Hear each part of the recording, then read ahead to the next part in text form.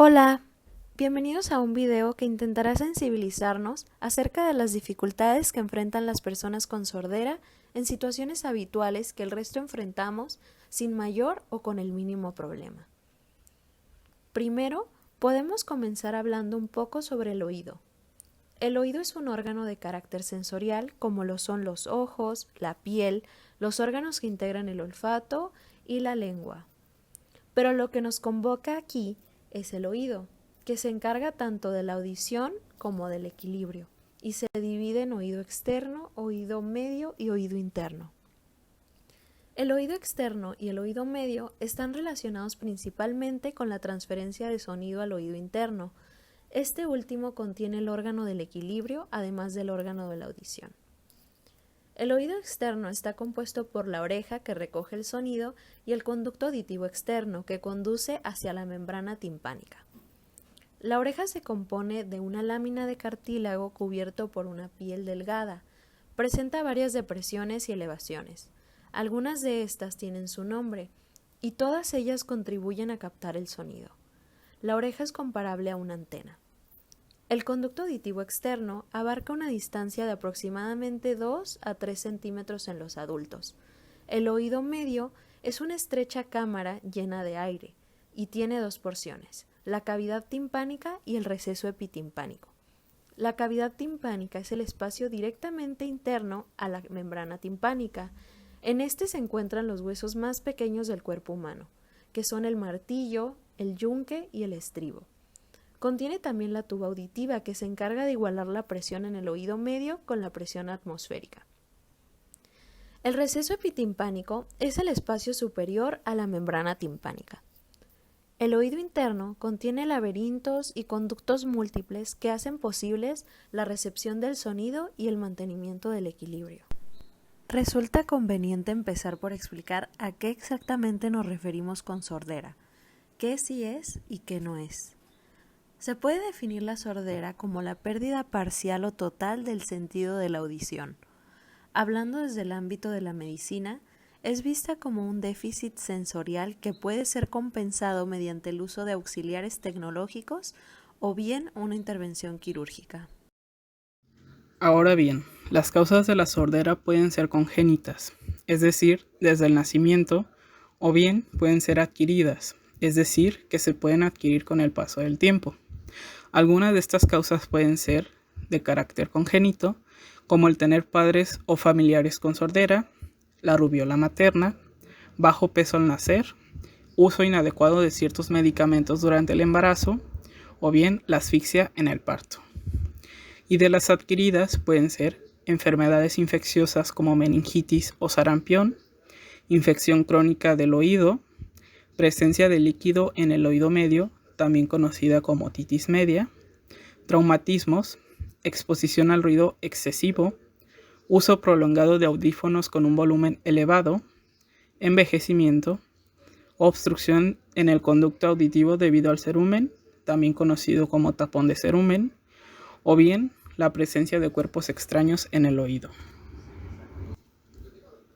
Ahora trataremos de entender qué tipos de sordera existen, cómo es una audición normal y qué diferencias hay entre cada tipo de sordera. Existen al menos 6 tipos de pérdida de la audición que van desde las más leves hasta las más graves.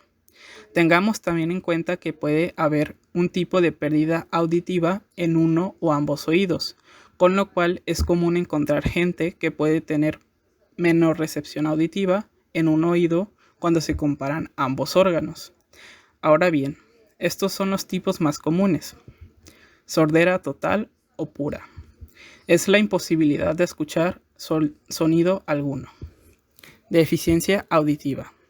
Es la facultad de escuchar parcialmente y puede ser de tipo conductiva, es decir, que el sonido no llega al oído interno por alguna obstrucción. Puede ser de percepción, es decir, que hay algún daño en el nervio auditivo que disminuye la audición, o bien puede ser mixta, que puede ser tanto obstructivo como daño en el nervio auditivo. También posee distintos grados en función a la cantidad de decibeles que no puede oír la persona, que puede ir desde lo leve, de 20 a 40 decibeles, moderada, de 40 a 70 decibeles, grave de 70 a 90 decibeles o profunda, que es más de 90 decibeles. La pérdida auditiva es perder la audición antes, prelingüística, durante, perilingüística o después, postlingüística, de la adquisición del lenguaje hablado. Es necesario aclarar que existe una diferenciación muy importante en la cultura del sordo, pues existen los sordos con S minúscula y los sordos con S mayúscula. Los primeros son las personas que perdieron su capacidad de oír en algún momento tardío de su vida, mientras que los segundos son aquellos que nacieron sin capacidad auditiva o la perdieron en una edad temprana, comúnmente antes de los 5 años. Es muy importante esta diferenciación, pues los sordos con S minúscula suelen evitar a los sordos con S mayúscula y su cultura, ya sea porque no se sienten identificados o tienen la creencia de que perder la audición representa una discapacidad y no quieren ser tratados de esa forma. Esta situación de falta de identificación con la cultura del sordo es debido a la postura social ante la gente con sordera, donde la desinformación y los estereotipos abundan, de modo de que las personas llegan a pensar que sordomudo y sordo son lo mismo, y que ambas representan una dificultad para realizar actividades de vida cotidiana. Hay unos cuantos mitos sobre la gente con sordera y su cultura, los cuales nacen de esta falta de información abundante en la sociedad. Como dijimos hace poco, hay quienes creen que las palabras sordo y sordomudo tienen el mismo significado, cuando en realidad son cosas completamente distintas, pues un sordomudo es incapaz de tener el lenguaje hablado, mientras que un sordo puede desarrollar tras terapias específicas. Otro mito muy común es la creencia que todos los sordos pueden entenderse porque comparten la misma lengua de señas, cuando en realidad esta lengua de señas depende de la cultura de cada país o incluso la misma ciudad, algo de lo que vamos a hablar a continuación. El lenguaje es la capacidad de concebir pensamientos y de expresar sentimientos, ideas, opiniones, y es propio de todos los seres humanos. Por otro lado, la lengua es el conjunto de símbolos codificados que permiten el lenguaje. Esta puede expresarse hablando, escribiendo o a través de señas. En esta ocasión hablaremos de la lengua de señas, qué es y quién la usa. Primero, ¿qué es? Es una lengua visomanual espacial que está culturalmente marcada y condicionada. Cada país tiene su propia lengua de señas e incluso en un mismo país pueden coexistir diferentes lenguas de señas. En nuestro país se usa la lengua de señas mexicana. Esta se compone de signos visuales con estructura lingüística propia, con la cual se identifican y expresan las personas sordas en México.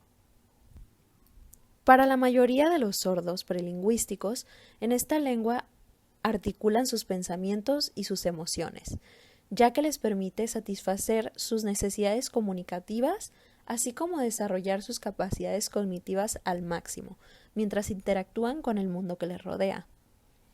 Ahora, ¿quién la usa? La lengua de señas no solo es empleada por personas con deficiencia o discapacidad auditiva, también es estudiada, aprendida y usada por personas oyentes. Muchas de las personas con deficiencia auditiva atraviesan diversas problemáticas que dificultan su integración a la sociedad oyente. Esto debido a que no se tiene en consideración a las personas que no cumplen con las demandas de una sociedad normo oyente. Dentro de estas dificultades se encuentran relacionarse con personas oyentes que no obtienen cultura del sordo, el sistema educativo que no está adaptado a personas con deficiencias y capacidades especiales, la televisión y demás medios que se limitan al audio y no incluyen subtítulos o intérpretes de la lengua de señas.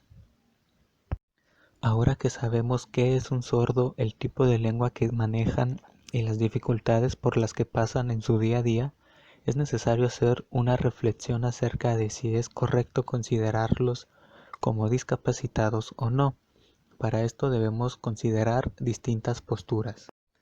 Si nos situamos desde una postura normoyente, una persona sorda tiene una discapacidad auditiva ya que no cumple con los cánones del oyente. Si lo vemos ahora desde una posición médica, es simplemente una persona con deficiencia auditiva.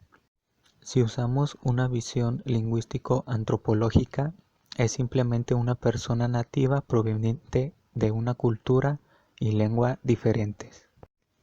Desde esta última visión debe analizarse si esa situación genera una discapacidad o no, y si lo hace, preguntarse por qué. Es la adquisición de una lengua, su desarrollo, su potencial uso desde una temprana edad y con ello la adquisición de la lengua de los oyentes donde viven inmersos, el gran desafío de la persona sorda y de la educación para el sordo.